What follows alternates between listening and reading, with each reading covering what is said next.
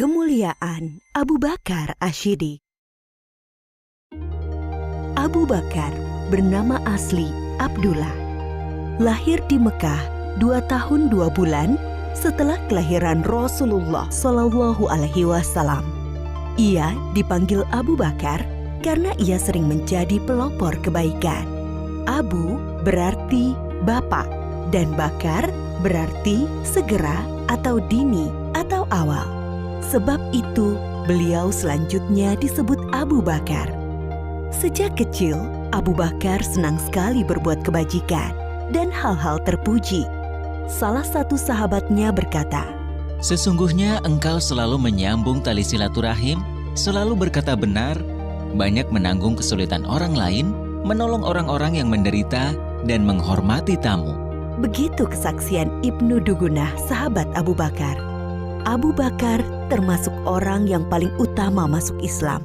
Ia adalah sahabat Nabi Muhammad SAW yang paling setia, mendampingi Rasulullah sejak masuk Islam sampai meninggal. Ketika Nabi Muhammad SAW berhijrah dari Mekah ke Madinah, Abu Bakarlah yang menemaninya. Pada saat itu, Kamis 27 Safar tahun ke-14 kenabian, waktu tengah hari, Rasulullah SAW mendatangi Abu Bakar di rumahnya. Abu Bakar berkata, "Demi Allah, beliau tidak akan kemari pada saat begini, kecuali ada urusan penting." Beliau mengabarkan kepada Abu Bakar bahwa Allah Subhanahu wa Ta'ala telah mengizinkannya untuk hijrah ke Madinah. Setelah memastikan rencana hijrah, Rasulullah SAW pulang ke rumah sambil menunggu waktu malam tiba. Pada hari yang sama, para tokoh kafir Quraisy sedang mengepung rumah Rasulullah SAW. Mereka berniat akan membunuhnya. Setelah lewat tengah malam, mereka meyakini inilah cara terakhir untuk menghentikan Rasulullah berdakwah kepada Islam. Ketika malam semakin larut, Rasulullah keluar dari rumahnya menuju rumah Abu Bakar tanpa diketahui oleh orang-orang yang memusuhinya. Lalu mereka berdua berusaha keluar dari Mekah sebelum fajar menyingsing. Mereka justru menuju ke arah Yaman, arah selatan Mekah, tidak langsung menuju ke Madinah. Setelah sampai di dekat bukit yang tinggi dan terjal, mereka berdua berencana bersembunyi.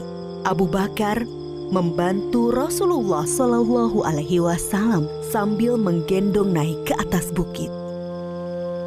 Di depan mulut goa yang dikenal dengan Goa Thur, Abu Bakar berkata, "Ya Rasulullah, engkau jangan masuk sebelum aku masuk terlebih dahulu, agar jika ada sesuatu yang berbahaya, akulah yang kena, bukan engkau." Abu Bakar masuk dan membersihkan goa. Ia memeriksa dinding-dinding goa. Lalu Abu Bakar menyobek kain yang dipakainya untuk menyumbat lubang-lubang yang ada di dinding goa. Setelah itu ia berkata, "Silahkan masuk ya Rasulullah." Rasulullah masuk ke dalam goa, lalu menyandarkan kepalanya ke sebuah batu dan memejamkan mata. Abu Bakar menjaganya. Tiba-tiba kaki Abu Bakar disengat oleh binatang berbisa dari balik lubang yang disumbatnya. Ia berusaha tidak bergerak sambil menahan rasa sakitnya karena khawatir akan membangunkan Rasulullah. Namun, rasa nyeri yang sangat membuat air mata Abu Bakar menetes dan mengenai wajah Rasulullah SAW. Rasulullah terbangun dan bertanya, "Apa yang terjadi, wahai Abu Bakar?"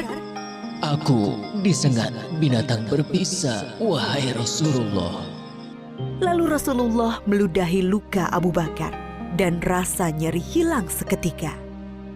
Abu Bakar mendampingi Rasulullah SAW dalam hijrah ke Madinah selama 10 hari, 3 hari di Gua Sur dan 7 hari di perjalanan ke Yatsrib, Madinah.